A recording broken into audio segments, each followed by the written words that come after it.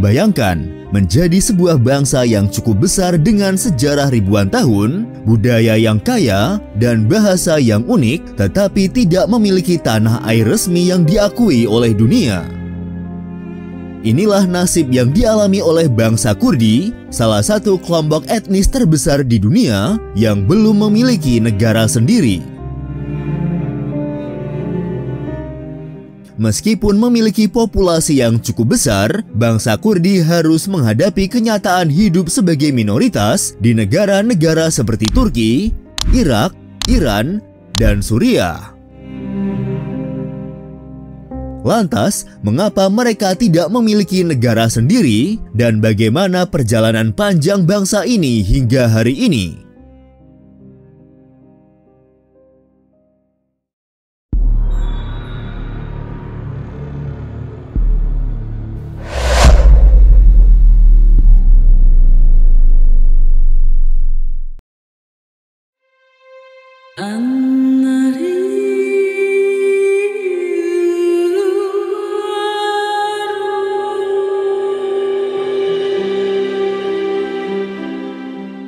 Suku Kurdi atau orang Kurdi adalah sebuah kelompok etnis Iranik yang berasal dari wilayah pegunungan Kurdistan di Asia Barat, yang meliputi wilayah tenggara Turki, barat laut Iran, utara Irak, dan utara Suriah. Dengan jumlah populasi sekitar 30 hingga 45 juta jiwa, orang Kurdi merupakan kelompok etnis terbesar keempat di Timur Tengah setelah Arab Saudi, Turki, dan Persia.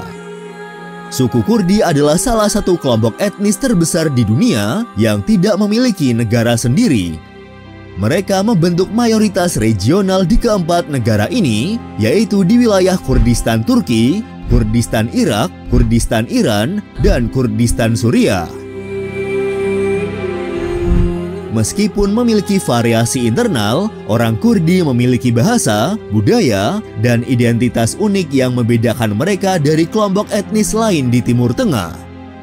Orang Kurdi berbicara dalam bahasa Kurdi dan bahasa Zaza-Gorani yang termasuk dalam cabang bahasa Iran dari keluarga bahasa Indo-Eropa.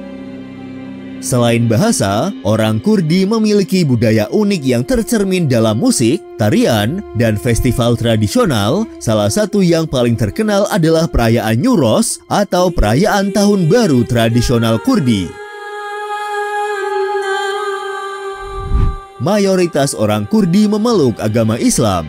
Namun, ada juga dari mereka yang menganut agama lain seperti agama Kristen, Yazidisme, Yarsanisme, dan Zoroastrianisme.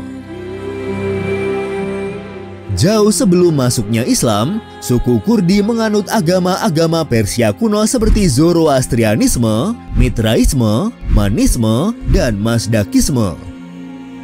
Beberapa kuil penyembahan api peninggalan zaman itu masih terdapat sampai sekarang. Mereka juga sempat dipengaruhi oleh ajaran Yahudi dan Nasrani. Namun, pengaruh agama-agama tersebut hampir semuanya terkikis habis dengan datangnya agama Islam pada abad ke-7 Masehi. Perlu dicatat, Kurdistan terletak tidak jauh dari Baghdad dan dari Damaskus, di mana keduanya merupakan pusat pemerintahan, perdagangan, dan keilmuan Islam di periode awal masuknya Islam.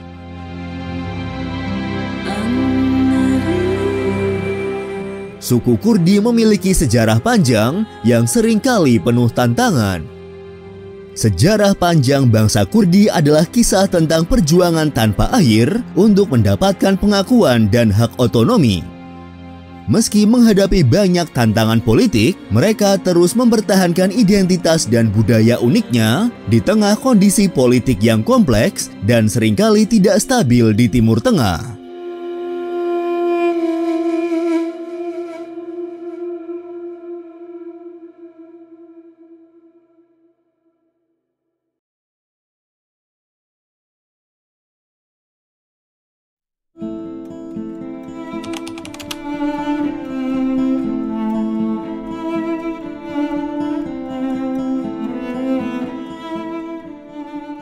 Orang-orang Kurdi merupakan salah satu penduduk asli daratan Mesopotamia. mereka merupakan salah satu kelompok etnis tertua di Timur Tengah dengan sejarah yang dapat ditelusuri hingga era bangsa Media di sekitar abad ke-7 sebelum Masehi. Sejarah suku Kurdi terkait erat dengan kerajaan besar seperti Media, Asyur, dan Persia. Salah satu teori sejarah bahkan menyebutkan bahwa bangsa Kurdi adalah keturunan dari bangsa Media atau Medes yang mendirikan kerajaan kuat di Iran kuno. Klaim sebagai keturunan bangsa Media ini juga tercermin dalam lirik lagu kebangsaan Kurdi yang jika diterjemahkan berjudul "Kami adalah anak-anak Media dan Kai Khosrow".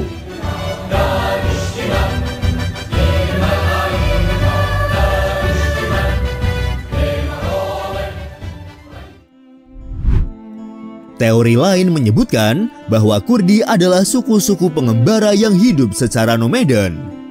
Asal-usul nama Kurdi kemungkinan berasal dari istilah keword yang digunakan dalam bahasa Persia Tengah sebagai kata benda umum untuk merujuk pada pengembara atau penghuni tenda yang dapat diterapkan sebagai atribut pada kelompok Iran manapun dengan gaya hidup seperti itu.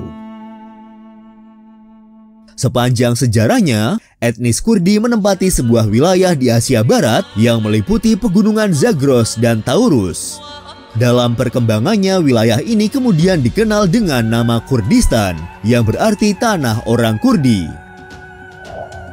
Selama beberapa abad, wilayah yang sekarang dikenal sebagai Kurdistan berada di bawah kekuasaan berbagai kerajaan, seperti Kekaisaran Achaemenid dan Kekaisaran Sasania yang memberikan pengaruh kuat pada budaya dan bahasa Kurdi. Pada abad ke-7 Masehi, kawasan Kurdi berhasil ditaklukkan oleh Kekhalifahan Islam yang menyebabkan mayoritas orang Kurdi beralih menjadi Muslim. Namun, identitas dan budaya Kurdi tetap berbeda yang tercermin dalam bahasa Kurdi yang dibagi menjadi beberapa dialek utama termasuk Kurmanji, Sorani, dan Pehlewani. Sepanjang sejarahnya, tidak ada satu bangsa atau kekuatan pun yang mampu menguasai secara penuh bangsa dan wilayah Kurdi. Yunani, Romawi, Persia, dan bahkan dinasti berbasis Islam selalu gagal menundukkan secara penuh bangsa Kurdi.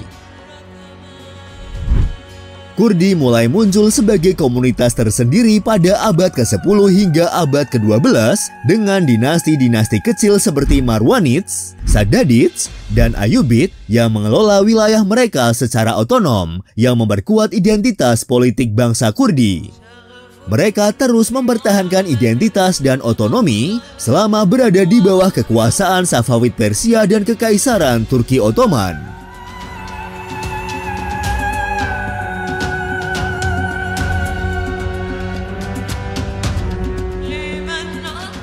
Gerakan nasionalis Kurdi modern pertama muncul pada tahun 1880 hingga pada awal abad ke-20, orang-orang Kurdi mulai mempertimbangkan membentuk negara yang disebut sebagai Kurdistan yang berada di irisan antara negara Turki atau Kurdi Utara, Iran atau Kurdi Timur, Irak atau Kurdi Selatan, dan Suriah atau Kurdi Barat. Setelah kekalahan Ottoman pada Perang Dunia Pertama, negara-negara sekutu yang menang dalam perang tersebut membuat perjanjian untuk membagi wilayah Ottoman menjadi negara-negara baru. Salah satu perjanjian tersebut adalah Perjanjian Sevres yang ditandatangani pada tahun 1920 yang menjanjikan otonomi dan kemungkinan pembentukan negara Kurdistan bagi bangsa Kurdi. Namun, kemerdekaan Kurdi yang diimpikan tidak pernah terwujud.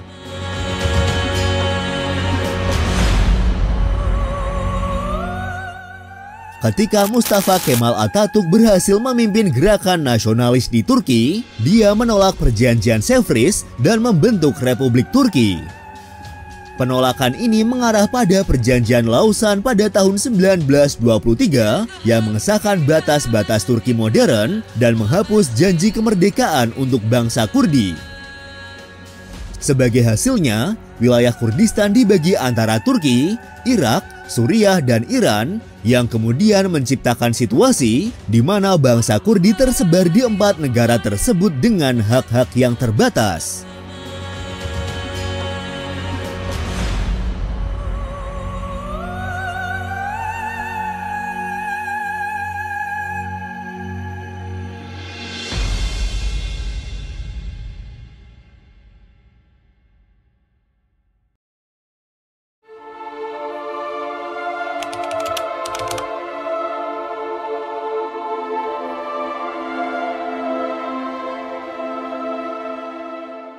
Pembagian wilayah Kurdistan menyebabkan orang-orang Kurdi menjadi minoritas di keempat negara tersebut. Selain itu, kondisi politik yang tidak stabil dan kontrol ketat negara-negara tempat bangsa Kurdi tinggal menyebabkan mereka sering mengalami diskriminasi dan penindasan. Di Turki misalnya, pemerintah memberlakukan kebijakan asimilasi yang melarang penggunaan bahasa Kurdi di ruang publik dan mencoba menghapus identitas Kurdi secara paksa.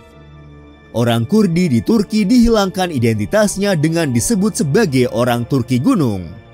Mereka dilarang memakai bahasa Kurdi dan hanya boleh menyatakannya sebagai dialek bahasa Turki. Mereka juga tidak boleh mengenakan pakaian khas Kurdi di kota administratif penting Turki dan sekitarnya.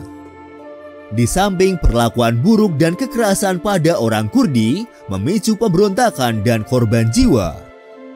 Sementara itu, pemerintah Irak memilih untuk menerapkan represi alih-alih asimilasi. Orang Kurdi masih bisa berbicara bahasanya sendiri dan menerapkan budayanya.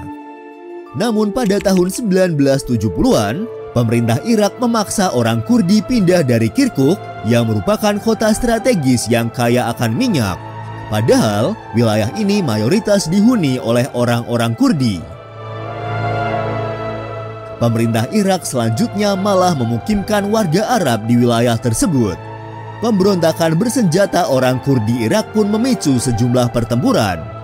Akibatnya, ribuan orang Kurdi mengungsi ke Iran dan Turki.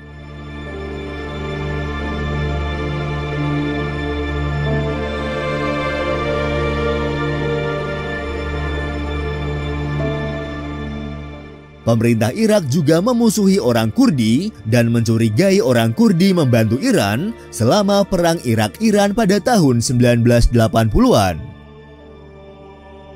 Di Suriah, teknik yang digunakan untuk menekan identitas etnis Kurdi di Suriah termasuk berbagai larangan penggunaan bahasa Kurdi, penolakan untuk mendaftarkan anak-anak dengan nama Kurdi, penggantian nama tempat Kurdi dengan nama baru dalam bahasa Arab, pelarangan bisnis yang tidak memiliki nama Arab, pelarangan sekolah swasta Kurdi, dan pelarangan buku dan materi lain yang ditulis dalam bahasa Kurdi.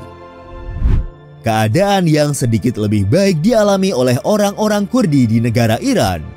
Hal ini terutama karena wilayah Kurdi di Iran telah menjadi bagian dari negara tersebut sejak zaman dulu. Hampir seluruh wilayah Kurdi merupakan bagian dari Kekaisaran Persia hingga wilayah baratnya hilang selama perang melawan Kekaisaran Ottoman. Selain itu, ada ikatan etnolinguistik dan budaya yang kuat antara Kurdi, Persia, dan suku lainnya sebagai masyarakat Iran. Namun, meskipun mereka memiliki sedikit kebebasan budaya, orang-orang Kurdi seringkali mengalami marginalisasi politik.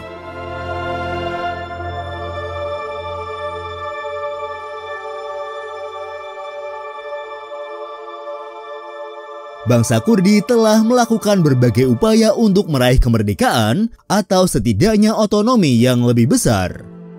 Di Irak, mereka berhasil mendirikan pemerintahan daerah Kurdistan yang memiliki otonomi setelah Perang Teluk pada tahun 1991. Pada tahun 2017, pemerintah daerah Kurdistan mengadakan referendum kemerdekaan yang menghasilkan suara mayoritas mendukung pemisahan diri dari Irak.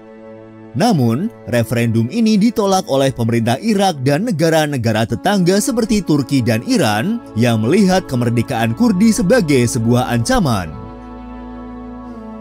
Di Suriah, Perang Saudara memungkinkan bangsa Kurdi mendirikan wilayah otonomi Rojava yang beroperasi secara independen dari pemerintah pusat Suriah. Rojava mendapatkan dukungan internasional, terutama karena perannya dalam perang melawan ISIS. Namun, otonomi ini tetap tidak diakui secara resmi dan sering menjadi target serangan dari pasukan Turki.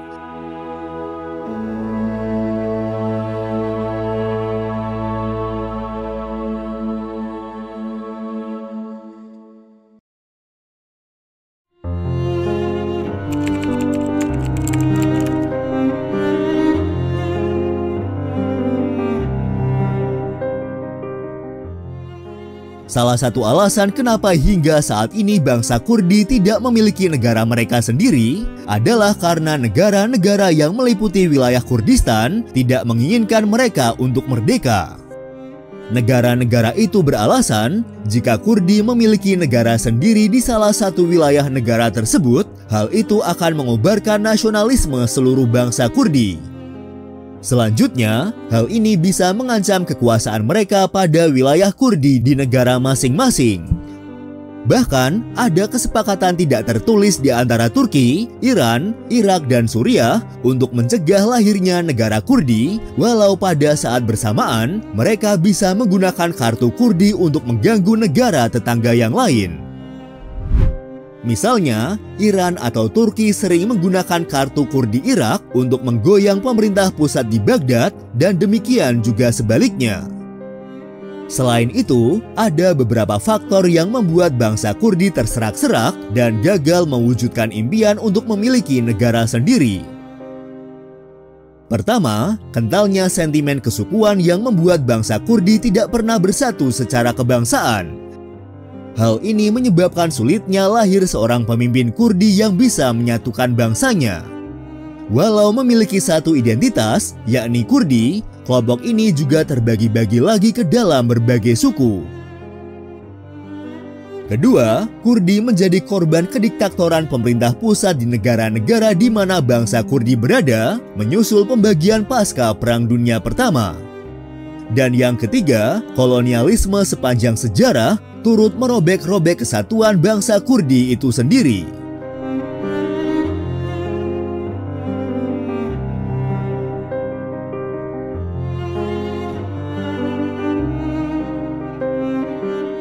Terima kasih sudah menonton dan tunggu video dari kami selanjutnya.